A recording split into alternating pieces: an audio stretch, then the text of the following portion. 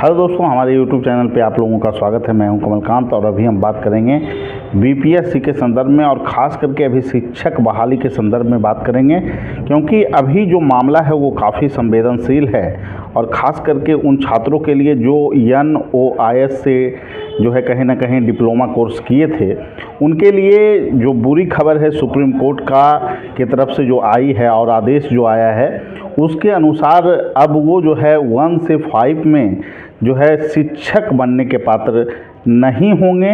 1 से 5 क्लास के लिए जो उनकी ट्रेनिंग दी गई थी वो उन्हीं स्कूलों के लिए दी गई थी जिस स्कूल में वो पढ़ा रहे थे।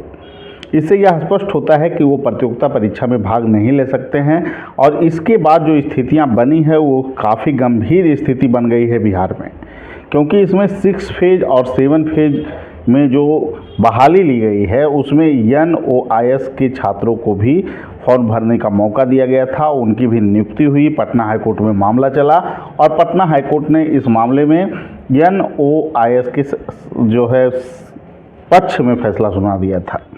अब स्थिति गंभीर ये हुई है कि क्या 7वें चरण में जो नियुक्त शिक्षक हैं, जो इस डिग्रीधारी इस तरह के डिग्री लिए हुए हैं, क्या वो शिक्षक के रूप में भविष्य में सेवा देते रहेंगे या नहीं देते रहेंगे।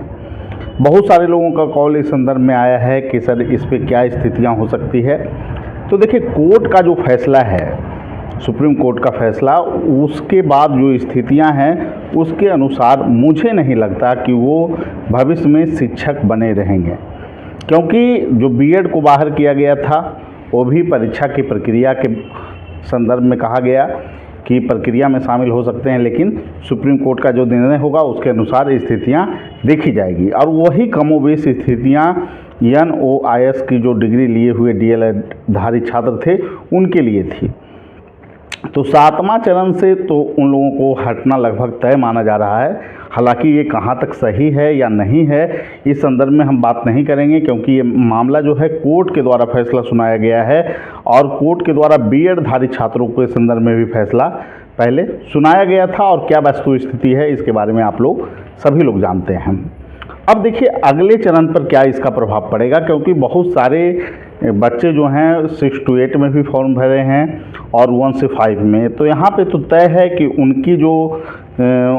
उनका जो योग्यता है वही अगर डिग्री ही अवैध है तो उनको मौका यहाँ पे नहीं मिलेगा। अगर उनको मौका दिया भी जाता है तो बैठने के लिए, तो उनके संदर्भ में स्पष्ट रूप से एक नोटिस आयोग के द्वारा जरूर जारी किया जाएगा।